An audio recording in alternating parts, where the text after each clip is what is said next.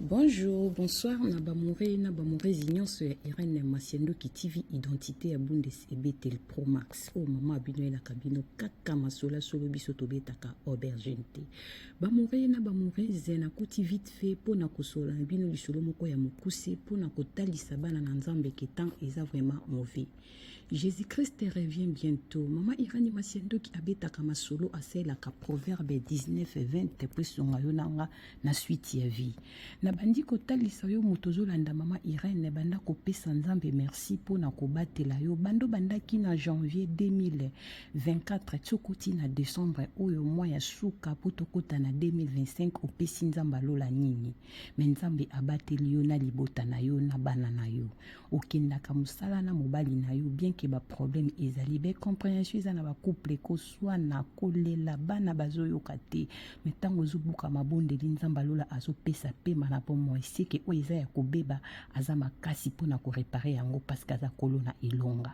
bandeko na nga tobanga nzambe mokili eza na makambo ebele ndenge bomoni na tie foto ya papa oyo mama Irène azoloba azali papa moko auti kotika biso awa na Allemagne na ville ya Duisburg bamore na bamoreze papa oyo babengaka ye papa Jean Photo bandeko bazali komona ye lisusu te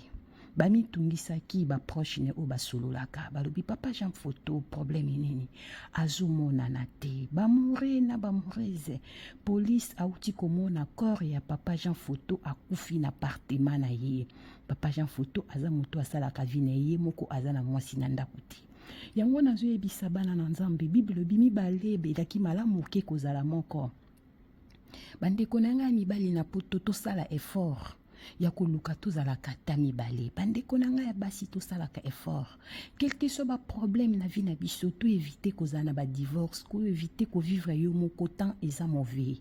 koyi kosala crise na ndako soki oza na bato bakoyi kobenga ta ambulance pompier koyi koya basala intervention mais soki oza yo moko na Yesu Masiya ezali pasi fo nzambe asala miracle aningisa ata mpuku ata nzeta fongola porte po mokili yeba kosali crise soki nzambe asali yo grâce wana te ezali pasi papa na biso Jean Photo na bandeko nyonso bayebi na kati ya Allemagne papa Jean Photo azali susu te atiki biso epesi pasi epesi mawa partage lenga video eza mokuse s'abonner na Irène Masiendo TV ba nouvelle abo pesaka biso to partage kango to banga nzambe mingi bazobeta tolo nazo vivre un effort nanga soki nasalaki makasi te mbela na tongi te soki nasalaki makasi te mbe na lati te yaya bongisa langage soki nzamba pesaki yo makasi te mbelo tongi te soki nzamba pesaki yo makasi te mbelo za na santé wana te toute vanité papa Jean Photo aza papa azaki propre alingaki vie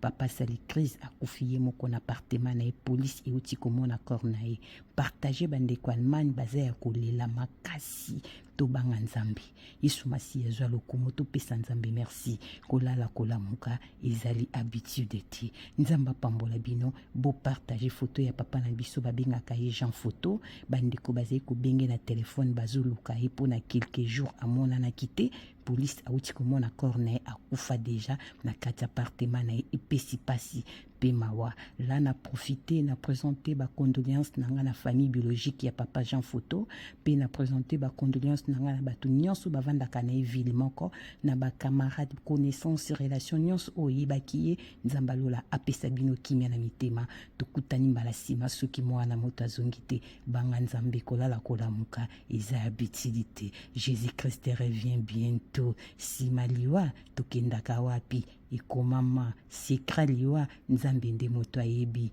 nzoto eza na bozoba banga nzambe bongisa bomoi na yo kola pambola bino bisous bye bye